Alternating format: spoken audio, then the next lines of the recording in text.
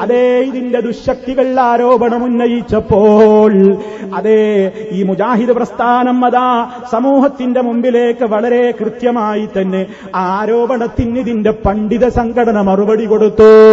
പണ്ഡിത സംഘടന ആ ദുരാരോപകന്മാരോട് പറഞ്ഞു, നിങ്ങളുടേത് കേവലം ആരോപണമാണ് കേട്ടോ, മുജാഹിദുകൾക്ക് ആ പണിയില്ല എന്ന് പറഞ്ഞുകൊണ്ട് അതേ കേരള ജംഇയ്യത്തുൽ ഉലമ പുസ്തകത്തിലൂടെ തന്നെ സമൂഹത്തോട് പ്രഖ്യാപിച്ചു. ആ വാചകം നിങ്ങളൊന്നുകൂടെ കേട്ടോ. സാന്ദർഭികമായി ഒരു കാര്യം ഇവിടെ ശ്രദ്ധയിൽപ്പെടുത്തട്ടെ, എന്റെ സഹോദരന്മാര് ശ്രദ്ധിക്കണം. എന്താണ് മുജാഹിദ് പ്രസ്ഥാനത്തിന് നേതൃത്വം കൊടുക്കുന്ന ജംഇയ്യത്തുൽ ഉലമ സമൂഹത്തോട് മറുപടി പറഞ്ഞത്? നിങ്ങൾ ശിർക്കിലേക്ക് പോയി എന്ന് ഈ പ്രസ്ഥാനത്തിന്റെ ശത്രുക്കൾ ആർത്ത് വിളിച്ചപ്പോൾ, അവർ ക്യാമ്പയിനുകൾ നടത്തിയപ്പോൾ, അവർ പലർക്കുമായി അഭിമുഖങ്ങൾ അതാ കൊടുത്തുകൊണ്ട് ഈ പ്രസ്ഥാനത്തെ വഞ്ചിക്കാൻ വേണ്ടി പല രൂപത്തിലുള്ള ആരോപണങ്ങൾ പറഞ്ഞപ്പോൾ അതേ വളരെ കൃത്യമായി കൊടുത്ത മറുപടി കേട്ടോ. തൗഹീദി പ്രബോധന രംഗത്ത് മുജാഹിദ് പ്രസ്ഥാനം നടത്തിയ മുന്നേറ്റത്തിന് മുമ്പിൽ പകച്ചു നിന്ന പൗരോഹിത്യം ഓരോ കാലത്തും പുതിയ അടവുകളും ദുർവ്യാഖ്യാനങ്ങളുമൊക്കെയായി രംഗത്ത് വന്നിട്ടുണ്ട്. കണ്ടോ, പൗരോഹിത്യമാണിതിന്റെ പിന്നിൽ. മുജാഹിദ് പ്രസ്ഥാനത്തെ തകർക്കാൻ അതിന്റെ ദുരാരോപണങ്ങൾ മെനഞ്ഞ പൗരോഹിത്യമേ മറുപടി കിട്ടുകയാൻ പോവുകയാണ്. വിശുദ്ധ ഖുർആനും തിരുസുന്നത്തും മുന്നിൽ വെച്ച് പൂർവീകരുടെ മാർഗത്തിലേക്ക് മുജാഹിദ് പ്രസ്ഥാനം ജനങ്ങളെ ക്ഷണിച്ചപ്പോൾ ഖുർആൻ ദുർവ്യാഖ്യാനിച്ചും നബി സല്ലല്ലാഹു അലൈഹി വസല്ലമയുടെ വചനങ്ങൾ വാലും തലയും മുറിച്ച് വികൃതമാക്കി ജനസമക്ഷം അവതരിപ്പിച്ചും പിടിച്ചു നിൽക്കാൻ പൗരോഹിത്യം ശ്രമിച്ചിട്ടുമുണ്ട്. എന്നാൽ അള്ളാഹുവിന്റെ പ്രകാശം കേട്ടോ, അള്ളാഹുവിന്റെ പ്രകാശം ഊതിക്കെടുത്താനുള്ള വിഫല ശ്രമം മാത്രമായി അവ കലാശിച്ചു. അള്ളാന്റെ പ്രകാശം ഊതിക്കെടുത്താനുള്ള വിഫല ശ്രമങ്ങളുടെ ഒടുവിലത്തെ ഉദാഹരണം കേട്ടോ, ഇത്തരം ശ്രമങ്ങളുടെ ഒടുവിലത്തെ ഉദാഹരണമാണ് മുജാഹിദുകൾ ജിന്നുകളോട് സഹായം തേടാമെന്ന് വാദിക്കുന്നവരാണെന്ന ആരോപണം. എന്താ പറഞ്ഞത്?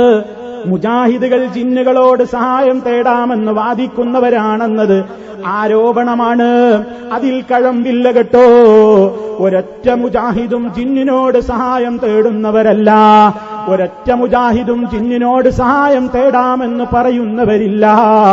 ഇതിനെതിരെ ആരോപണങ്ങൾ ഉന്നയിച്ചവർക്ക് മാസങ്ങൾക്ക് മുമ്പ് ജംഇയ്യത്തുൽ ഉലമയുടേതായ പുസ്തകത്തിൽ അതിന് മറുപടി കൊടുത്തു. അതേ കാലഘട്ടം പിന്നിട്ടപ്പോൾ നമ്മുടെ സംസ്ഥാന സമ്മേളനം നടന്നപ്പോൾ അവിടെ വീണ്ടും പ്രകാശിതമായ അതിന്റെ രണ്ടാമത്തെ പതിപ്പിലും അക്കാര്യം വളരെ കൃത്യമായി തന്നെ ഉണ്ടല്ലോ, മാറ്റം സംഭവിച്ചിട്ടില്ലല്ലോ. ഉണ്ടെങ്കിൽ ആ പുസ്തകത്തിന്റെ ആദ്യകാലത്തത് എഴുതുമ്പോൾ അങ്ങനെ ജിന്നിനോട് സഹായം തേടുന്നവരില്ലാത്തത് കൊണ്ടാണ് എഴുതിയത്. ഇപ്പൊ മുജാഹിദുകളിൽ അങ്ങനെ ഒരു വാദമുണ്ടെന്നാണെങ്കിൽ ഈ പതിപ്പിൽ അത് വരില്ലല്ലോ. അതുകൊണ്ട് എന്റെ പ്രിയപ്പെട്ടവരെ, സർവ്വ മുജാഹിദുകളും ഈ കാര്യത്തിൽ ഒന്നാണ്. നമുക്ക് ആ കാര്യത്തിൽ ഒരു ഭിന്ന സ്വരം ഇല്ല.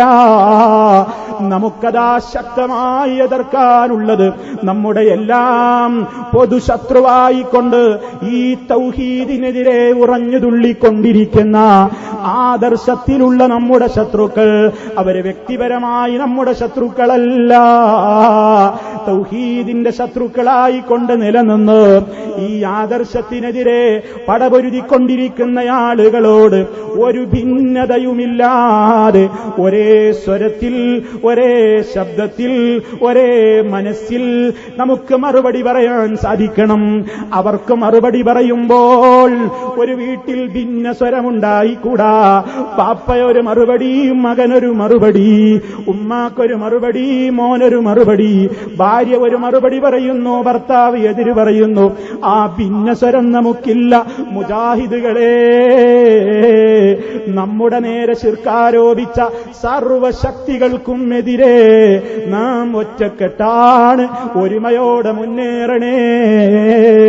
ഇതാണ് എനിക്ക് എന്റെ ഈ സന്ദർഭത്തിൽ എന്റെ പ്രിയപ്പെട്ട സഹോദരങ്ങളോട് പറയാനുള്ളത്. അതെ, ഇനി സഹോദരന്മാരെ ചിന്തിച്ചു നോക്ക്. നബി സല്ലല്ലാഹു അലൈഹി വസല്ലം ലോകത്തിന്റെ മുമ്പിൽ പഠിപ്പിച്ച ഈ ഒരു മഹത്തായ കാര്യം, ഈ കാര്യത്തിന് വിരുദ്ധം ചെയ്യുന്നവരാണ് മുജാഹിദുകൾ എന്ന് പ്രചരിപ്പിക്കുന്ന ശക്തികൾക്ക് ദുഷിച്ച ലാക്കുകളുണ്ട്, ചാരപ്പണികൾ എടുത്തവര് മടങ്ങിപ്പോയവരാണ്. ഒരൊറ്റ കുട്ടിയെയും മുജാഹിദ് പ്രസ്ഥാനത്തിൽ നിന്ന് ജിന്നിനെ വിളിച്ചു പ്രാർത്ഥിക്കാൻ കിട്ടുകയില്ല, മലക്കിനെ വിളിച്ചു പ്രാർത്ഥിക്കാൻ കിട്ടുകയില്ല. അതവരുടെ ജീവനായ ആദർശമാണ്. അവരുടെ പേരിൽ അതാര് ആരോപിച്ചാലും അവർ സഹിക്കുന്നതുമല്ല. അത് ഒരൊറ്റ മുജാഹിദും ഇന്ന് വരെ ശിർക്കിലേക്ക് പോയിട്ടില്ല, ശിർക്ക് ചെയ്തിട്ടില്ല.